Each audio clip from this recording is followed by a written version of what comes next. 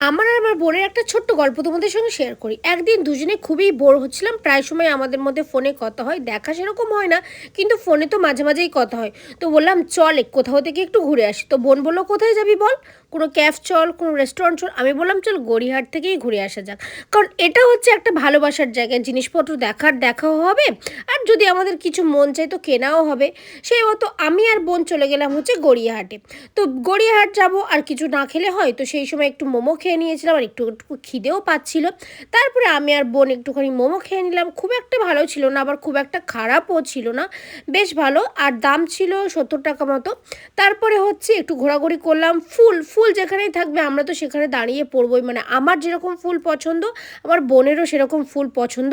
তারপরে চলে আসলাম টেডির দোকানে। আমি আমার নিজের জন্য একটা টেডি নিলাম, কি কিউট।